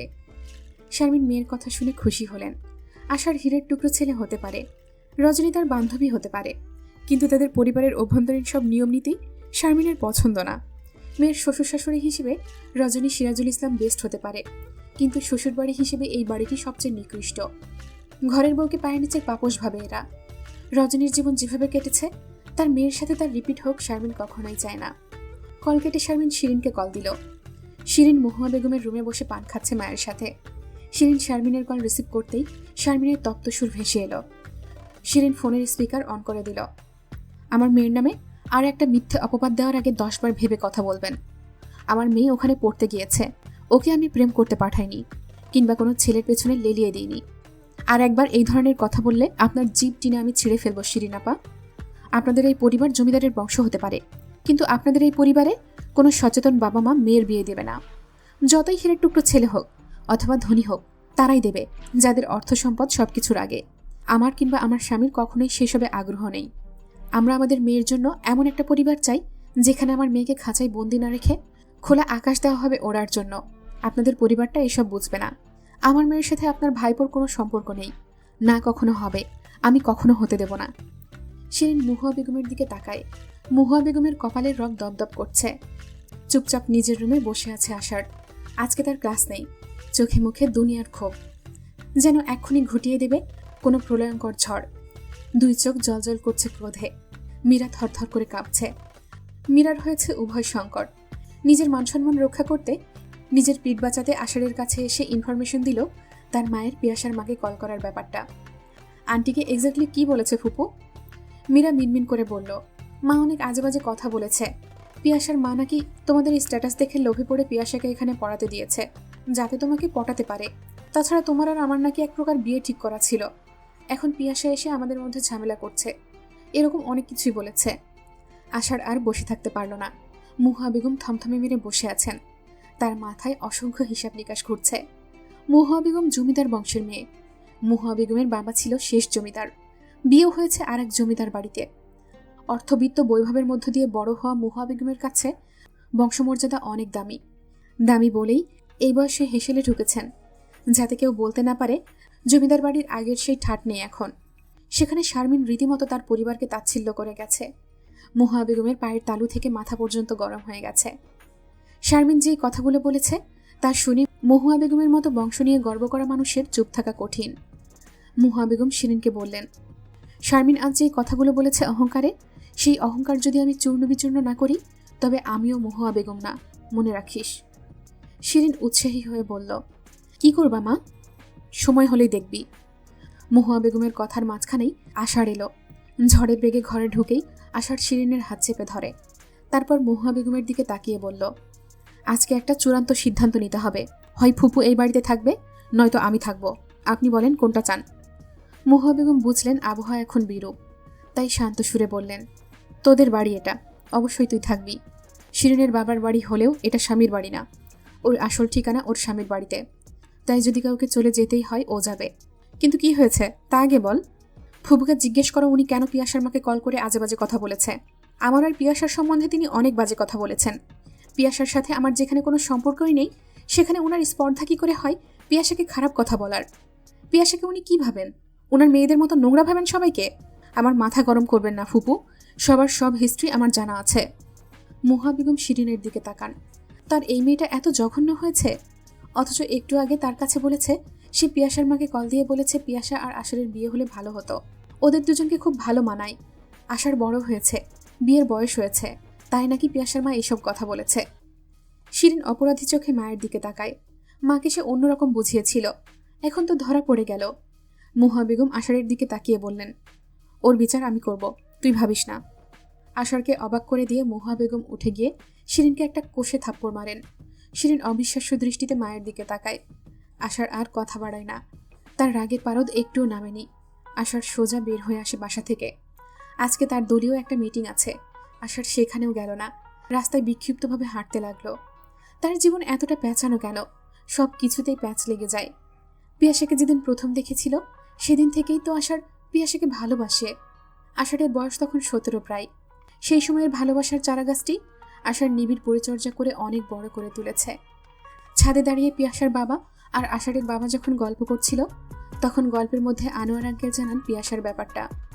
এত ছোট একটা মেয়ের জীবনে এরকম করুণ কাহিনী শুনে আষাঢ়ের বুকে কোথাও একটা গোপন ব্যথার সৃষ্টি হয়। সেই ব্যথা আজও কমেনি। ব্যথা সৃষ্টিকারী মেয়েটাকে যতদিন এই বুকে শক্ত করে জড়িয়ে না ধরতে পারবে, ততদিন এই ব্যথা প্রশমিত হবে না, বরং চক্রবৃদ্ধি হারে বাড়ছে। আষাঢ়ের বুক ফেটে যায় যন্ত্রণায়। আজকে ফুপু যে এই কাজটা করেছে, তাতে পিয়াসা তার থেকে আরও 1000 আলোকবর্ষ দূরে সরে যাবে। পিয়াসাকে ঘিরে জমে থাকা অনুভূতিদের পূর্ণতা হয়ে যাবে অসম্ভব। অথচ সবগুলো অনুভূতি বুকের রক্তের মতো তাজা ছিল। নিজের শখের মানুষটাকে চোখের সামনে দেখেও তার সামনে যেতে পারে না আষাঢ়। তাকে মন ভরে দেখতে পারে না। জীবনটা যেন বিষাদে মোড়া ডিসেম্বর মাস, যেই ডিসেম্বরে জীবন থেকে হারিয়ে যায় সবকিছু, যেই ডিসেম্বর মানুষকে রিক্ত শূন্য করে দেয়।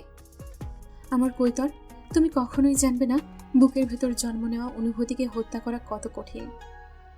আষাঢ়ের গভীর ভাবনার মধ্যেই প্রথম আঘাতটা এসে আষাঢ়ের মাথায় লাগে। এক মুহূর্তের জন্য আষাঢ় 2 চোখে সর্ষে ফুল দেখতে পায়। অপ্রত্যাশিত আঘাতের জন্য আষাঢ় প্রস্তুত ছিল না বলেই পরের আঘাতটা যখন হাঁটুতে পড়ল, আষাঢ় উপর হয়ে পড়ে যায় রাস্তায়। পরপর আরও কিছু আঘাতে আষাঢ় জ্ঞান হারানোর পর্যায়ে চলে যায়। জ্ঞান হারানোর মুহূর্তে আষাঢ় বহু কষ্টে একবার চোখ খুলে তাকায়। হলুদ টি শার্ট পরা রাশেদ আর তার সাঙ্গপাঙ্গরা দাঁড়িয়ে আসছে। আষাঢ় জ্ঞান হারায়। রাশেদ কপালের ঘাম মুছে বলল, শালা, অনেক নেতাগিরি দেখাইছোস। তুই যা কইবি তাই হইব নাকি? তুই কে এলাকার মাস্তানি বন্ধ করার, ড্রাগ বিজনেস বন্ধ করার দায়িত্ব তোরে কোন বাপে দিছে? তোর বাপ সরকারের সচিব হইতে পারে, আমার হাতও কিছু কম লম্বা না। রাশেদ তার দলবল নিয়ে চলে যায়। রাস্তার উল্টো দিকের দোকানের মান্নান মিয়া আরও কিছু লোকজন নিয়ে আষাঢ়কে হাসপাতালে নিয়ে যায়। মিরাজুল ইসলাম বসে আছেন নার্গিসের বোন নাসরিনের ঘরে। নার্গিস এখানে এসেছে খবর পেয়েছেন তিনি। স্ত্রী যতই খারাপ হোক, সে এখন সন্তানদের মা। মিরাজুল ইসলাম জানে, মা যেমনই হোক না কেন, কোনো সন্তানই বাবার সাথে মায়ের কোনো ঝামেলা হলে মাকে বাদ দিয়ে বাবাকে সাপোর্ট করতে পারে না। মায়ের দোষ হলেও সন্তানরা মায়ের দলেই থাকে। সকাল থেকে ছেলেমেয়েরা সবাই মুখ গোমড়া করে বসে আছে খাওয়া দাওয়া বাদ দিয়ে। নার্গিস এলো ঘণ্টাখানিক পর। নাক মুখ ফুলে আছে, সম্ভবত কান্নাকাটি করেছিল। মিরাজুল ইসলাম কোনো কথা না বাড়িয়েই বললেন, বাড়িতে চলো। কার বাড়ি? মিরাজুল ইসলাম শান্ত সুরে বললেন, আমাদের বাড়ি। আপনাদের বাড়িতে আমার কোনো জায়গা নেই। যেখান থেকে আমাকে অবলীলায় বের করে দেওয়া যায় সেখানে আমি ফিরব না। আমার নামে আপনি একটা বাড়ি কিনে রেজিস্ট্রি করে দিবেন, তারপর আমি নতুন বাড়িতে ফিরব। মিরাজুল ইসলাম হতবিহ্বল হয়ে তাকিয়ে রইলেন। নার্গিসের 2 চোখে ছাইচাপা আগুন। মিরাজুল ইসলাম শান্ত দৃষ্টিতে তাকিয়ে আছে নার্গিসের চোখের দিকে। এই 2 চোখে এত ক্রোধ কেন? বাড়ি আলাদা না হলে তুমি যাবে না? না। ভেবে দেখো নার্গিস, যা বলছো ঠান্ডা মাথায় ভেবে বলো। বড় ভাবির ব্যাপার আলাদা, কিন্তু তোমার আমার বিয়ের আগে তুমি তোমার ফুল ফ্যামিলি জেনে শুনেই এই বিয়েতে রাজি হয়েছ। আমার মা তোমাদের সবাইকে জানিয়েছে আমাদের ফ্যামিলি জয়েন্ট ফ্যামিলি, মৃত্যু ছাড়া আলাদা বাসস্থান হওয়ার সুযোগ নেই। একান্নবর্তী পরিবারে জীবন কাটানোর মতো মেন্টালিটি তোমার আছে কিনা? তুমি, তোমার বাবা মা সবাই বলেছ এটা কোনো সমস্যা না। নার্গিস দ্বিধায় পড়ে যায়। এটা সত্যি কথা, তাদের মতো ফ্যামিলিতে এত বড় ফ্যামিলি থেকে বিয়ের সম্বন্ধ আসা রীতিমতো স্বপ্নের ব্যাপার। সেখানে নার্গিসের জন্য যখন জমিদার বংশের ছেলের সাথে বিয়ের সম্বন্ধ এলো, তখন নার্গিসের বাবা মা সিদ্ধান্ত নিলেন কোনো কিছুতেই হাতছাড়া করা যাবে না। নিম্নবিত্ত পরিবারের মেয়ে হয়, নার্গিস সবসময় স্বপ্ন দেখেছে তার জীবনে এমন কেউ আসবে যে তার সব ইচ্ছে পূরণ করবে, অনেক অর্থ সম্পদ থাকবে যার। সেই স্বপ্ন পূরণ হবে ভেবেই নার্গিসও অমত করেনি। সে তখনই মাথায় সেট করে নিয়েছিল একান্নবর্তী পরিবার হলেও সে নিজেকে গুটিয়ে রাখবে, তাহলেই তো হবে। কিন্তু তবুও সবকিছু সবসময় মেনে নেওয়া খুব কঠিন। বিয়ের পর প্রথম নার্গিস চেষ্টা করেছিল, কিন্তু তাকে আরও বেশি গুটিয়ে দিয়েছিল শাশুড়ি আর ননদ। সবসময় বলতো বড় বউ যেমন শিক্ষিত তেমনি গুণবতী, ছোট্ট বউটা একের ভালো পড়েনি, এজন্য জাতের মেয়ে আনা লাগে। ছোট লোকের মেয়ের থেকে ভালো ব্যবহার আশা করা যায় না। মুখে বলা অনেক সহজ, কিন্তু বাস্তবতা অনেক সময় সহজ হয় না মুখে বলা কথার মতো। তখন মনে হয়েছিল অ্যাডজাস্ট করতে পারবো, কিন্তু পারিনি। আমি বলবো না এখানে আমার দোষ নেই, আমার যতটা দোষ ততটাই আপনার মা বোনের দোষ রয়েছে। আপনার বোন বিয়ের পরেও কেন মেয়েদের নিয়ে এখানে পড়ে থাকবে? কখনো সেটা ভেবেছেন? বিয়ের পর কয়দিন বাবার বাড়িতে আসতে দিয়েছে আপনার মা? হাতে গুনে বলে দিতে পারবো আমি তা। আমি জানি আমি কখনো বড় ভাবির মতো ফ্যামিলির জন্য কিছু করিনি, কিন্তু তবুও প্রতিনিয়ত আঘাত পেয়েছি। সবসময় অপমান আর তিরস্কার করে গেছে আপনার মা বোন। কখনো আপনি একটা কথাও বলেননি তাদের। আমার আর এইসব সহ্য হচ্ছে না। আমি আলাদা বাসা না হলে যাব না। আপনার মা আছে, বোন আছে, আপনার সন্তানদের দেখার জন্য মানুষের অভাব হবে না। আমি না থাকলেও চলবে আপনার সংসার। মিরাজুল ইসলাম উঠে দাঁড়ালেন। স্ত্রীর দিকে তাকিয়ে হাসি মুখে বললেন, ঠিক আছে, আমার কোনো অসুবিধা নেই। আমি কখনোই আমার ফ্যামিলির থেকে আলাদা হতে পারবো না। তাতে যদি স্ত্রী ছাড়তে হয় আমার আপত্তি নেই। নার্গিস বিস্ফোরিত দৃষ্টিতে তাকিয়ে রইল। মিরাজুল ইসলাম হেসে বলল, নার্গিস, তোমার সাথে সম্ভবত এটাই আমার শেষ দেখা। আজকের পর আর কখনোই আমি তোমাকে ফিরিয়ে নিতে আসবো না, আর না আমার সন্তানরা কেউ আসবে তোমার কাছে। আমি যোগ্য স্বামী হতে পারিনি। আশা করছি সামনে যে তোমার জীবনসঙ্গী হবে সে যোগ্য হবে নিশ্চয়ই। আর একটা কথা, যেদিন তোমার মনে হবে ফিরে যাওয়া উচিত সেদিন ফিরে এসো। মিরাজুল ইসলাম চলে গেলেন। নার্গিস অপলক দৃষ্টিতে তাকিয়ে রইল মিরাজুল ইসলামের দিকে। নিজের মনকে প্রশ্ন করে নার্গিস, নারী কি কখনো পুরুষের আপন হতে পারে? সম্পর্ক কি এতই ঠুনকো যে চাইলে এভাবে উপেক্ষা করা যায়? কলিজা ছেঁড়া যন্ত্রণায় নার্গিসের দুই ঠোঁট নীল হয়ে উঠল। এই প্রথম তার মনে হয় এর চেয়ে যদি কোনো দরিদ্র পরিবারের বউ হতো তাহলে ভালো হতো, অন্তত সম্মানটা তো পেত। দুনিয়াতে ভোগবিলাসিতার চাইতেও সম্মানটা বেশি জরুরি। বিকেলের দিকে নার্গিসের মা এলেন। মেয়ের এরকম অহেতুক রাগের কথা শুনে বিরক্ত হয়ে বললেন, মহিলা মানুষেরা তো রাগ করা উচিত না। পুরুষ রাগ করলে হয় বাদশা, নারী করলে হয় বেশ্যা। তুই কোনাক কেলে জামাইরে ফিরাই দিলি? ক আমারে, কই যাবি তুই? এই বয়সে তুই সংসার ভাঙবি? পোলা মায়া বড় হয়েছে না তোর? তোর বাপ আছে যে তোরে খাওয়াইব? মা, আমি কেমনে যাইতাম কও? ওইখানে আমার কোনো দাম নাই। আমার নিজের জামাইয়ের কাছে আমার চাইতে তার ভাবির মূল্য আগে। তুমি জানো না আমার গায়ে হাত তুলছে সে, ওইখানে আমার দাম কি? নার্গিসের মা বুদ্ধিমতী মহিলা, নিজের মেয়েকে তিনি চেনেন। মেয়ের হাত ধরে বললেন, সংসার একটা যুদ্ধের জায়গা, ওইখানে নিজের পরিশ্রম দিয়া মানুষের মন পাইতে হয়। তুই নিজেই তো আমারে কইসোস, সবসময় তুই গা বাসাইয়া চলস, সবকিছুর থাইকা দূরে থাকোস। সবকিছুর থাইকা দূরে থাকতে থাকতে তুই জামাইয়ের মন থাইকাও দূরে চলে গেছোস। স্বার্থপর মানুষ কোনোদিন সুখ পায় না মা। তোর যা কত কাম করে তা তো আমি নিজেই দেখছি। তোরে কি আমি বুঝাই নাই এরকম চলা উচিত না? এটা কোনো বিবেকবান মানুষের কাম না। রজনী তো এখনো সংসারে আছে, তাহলে তোর সমস্যা কি? সবার কপাল একরকম হয় না, জীবনে অনেক কিছু মাইনা নেওয়া লাগে। না মানতে পারলে নিজেরে কখনো সুখী ভাবতে পারবি না। মাইনা নিলেই জীবন সহজ। নার্গিস মাকে বোঝাতে পারে না, আর না পারে নিজেকে বুঝতে। সে কি করবে এখন? আষাঢ়ের জ্ঞান ফিরল ঘণ্টাখানেক পরে। ধবধবে সাদা বেডে শুয়ে আষাঢ়ের প্রথমে মনে হলো সে এখন কোথায়। আশেপাশে তাকিয়ে নিশ্চিত হয় সে বোধহয় হাসপাতালে। হাসপাতালের কথা মনে পড়তেই হাতে পায়ে অসম্ভব ব্যথা অনুভূত হয়। নিজের হাতের দিকে তাকিয়ে এক মুহূর্তের জন্য অবাক হয় আষাঢ়। ডান হাত ভেঙে গেছে নাকি? প্লাস্টার করা কেন? আশেপাশে কেমন অসুখ অসুখ গন্ধ। হাসপাতালের এই ফিনাইলের গন্ধ নাকে এলেই আষাঢ় অসুস্থ বোধ করে। ডাক্তার এলো খানিকক্ষণ পর। আষাঢ়ের দিকে তাকিয়ে বলল, কি অবস্থা এখন? ভালোই তো আঘাত পেয়েছো তুমি, এখন কেমন অনুভব করছো? ব্যথা ছাড়া তো আর কিছুই অনুভব হচ্ছে না স্যার। ডাক্তার হেসে বলল, 2 দিন থাকা লাগবে হাসপাতালে। শুনেই আষাঢ়ের পিলে চমকে গেল। করুণ সুরে বলল, না স্যার, আমাকে যেতে দিন, আমি বাসায় গেলেই সুস্থ হয়ে যাব। ডাক্তার হেসে বলল, 2 দিন অবজারভেশনে থাকা লাগবে। 2 দিন পর আপনার কন্ডিশন বুঝে তারপর রিলিজ দেওয়া যায় কিনা ভাবা যাবে। আষাঢ় উঠে বসতে চায়, তখনই টের পায় সে নড়াচড়া করতে পারছে না। বাড়িতে কাউকে জানিয়েছেন? আষাঢ়ের মুখ শুকিয়ে যায়। বাড়ি? কাকে জানাবে সে? বাবা মা এই মুহূর্তে এসব জানলে তাদের ট্যুর রেখে ফিরে আসবে। তার জন্য বাবা মায়ের এই সুন্দর সময়টা নষ্ট হোক আষাঢ় চায় না। বাড়িতে কে আছে তার আপন? পিয়াসা? আপন ভাবলেই সবার আগে পিয়াসার কথা মনে পড়ে কেন? আষাঢ় ভেবেই পায় না। বামন হয়ে চাঁদের দিকে হাত বাড়ানো বোকামি নয় কি? আষাঢ় আর সেই বোকামি করবে না।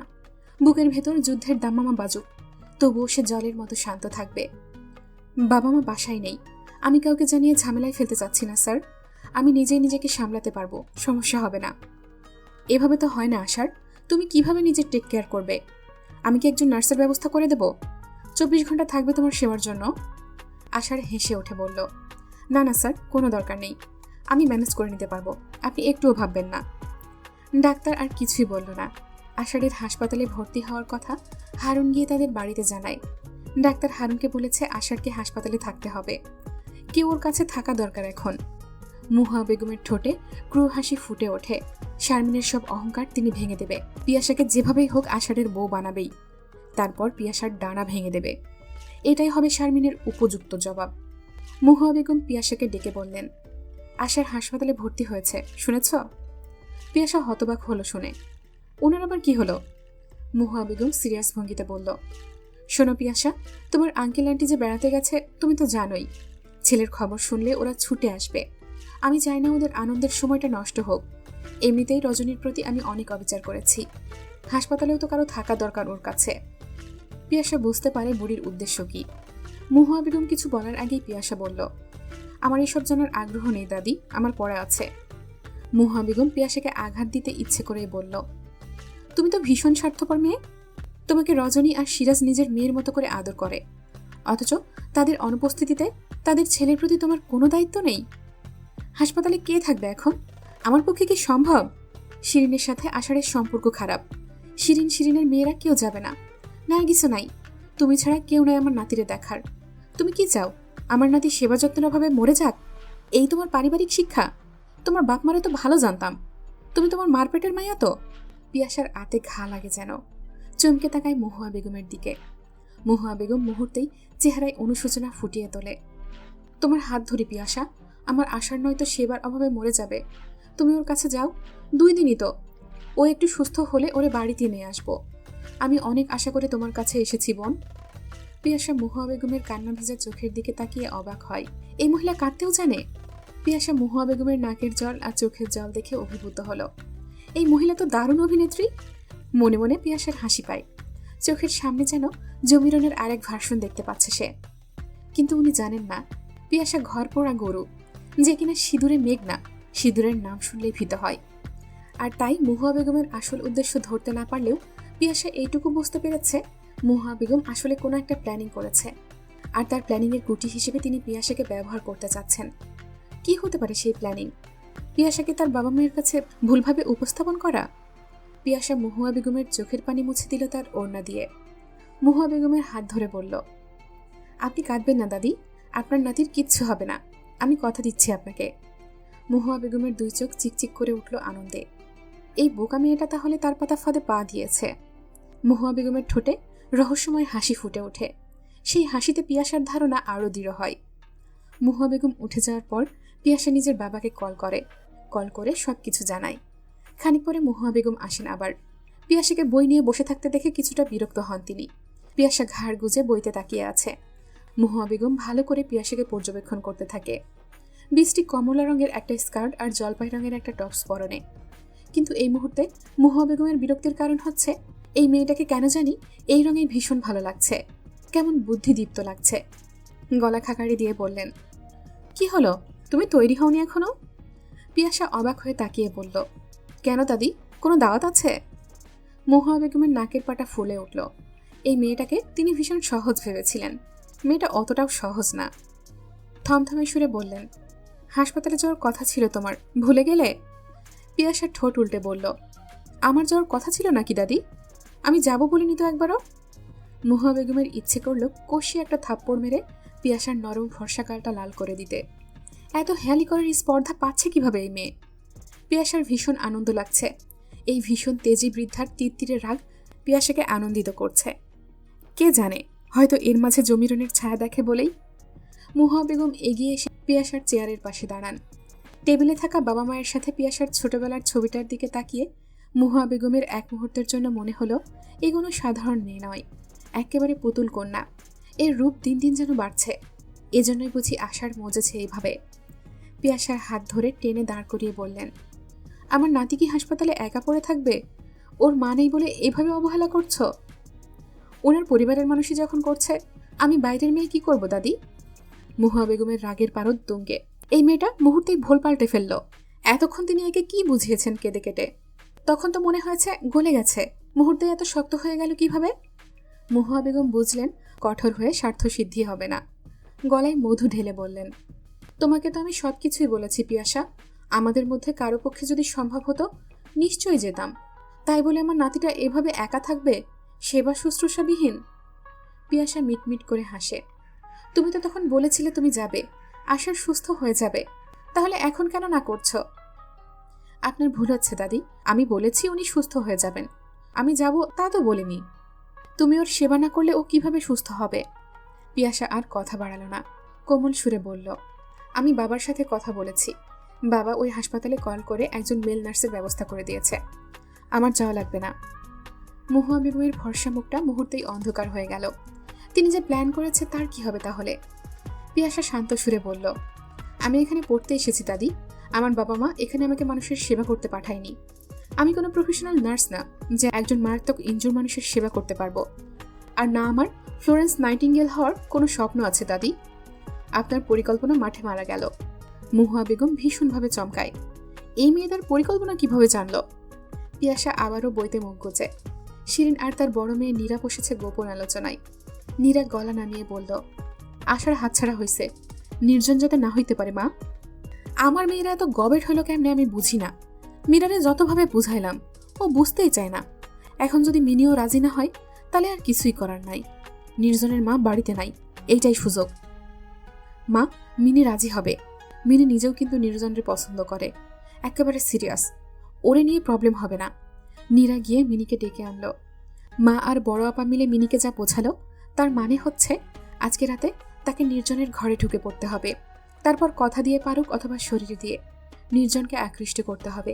তাতে যদি দুজনের ইন্টিমেট হতে হয় তাতে আরও সাপে বর হবে। মিনি প্রথমে গাইগুই করলে নীরা বলল, তুই নিজেই তো নির্জনকে ভালোবাসিস, বাসিস না বল? তোর যদি অসুবিধা লাগে তাহলে মীরাকে পাঠাবো। যে কোনো একটা বিড়ালকে থলেতে ঢুকাতেই হবে। আর যদি মীরাও রাজি না হয় তাহলে আমি যাব। মিনির হাত পা ঠান্ডা হয়ে আসে। নির্জনকে সে ভালোবাসে, এটা সত্যি। নির্জনকে নিজের করে পেতে চায় মিনি, কিন্তু তাই বলে এভাবে পেতে চায় না। কিন্তু আজকে মা যেভাবে প্রতিজ্ঞাবদ্ধ হয়ে আছে তাতে সে রাজি না হলে বড় আপা বা মেজ আপাকে পাঠাবে। কলঙ্কিত হলেও রাজ্যের রানী তো হতে পারবে তার মেয়েরা। রানী হলে এইসব কলঙ্ক সবাই ভুলে যাবে। শিরিন দৃঢ় স্বরে বলল, তুই যাবি না আমি মীরাকে পাঠাবো? আজকেই সুযোগ। নার্গিস বাড়িতে ফিরে আসার আগেই যা করার করে ফেলতে হবে, তা না হলে আর সুযোগ নেই। ওর শকুনের নজর থেকে নির্জনকে মুক্ত করা যায় না এমনিতেও। এই সুযোগ আমি কিছুতেই হাতছাড়া করব না। দিশেহারা হয়ে মিনি বলল, আমি রাজি মা। শিরিন সন্তুষ্ট হয়। এই তো লাইনে এসেছে।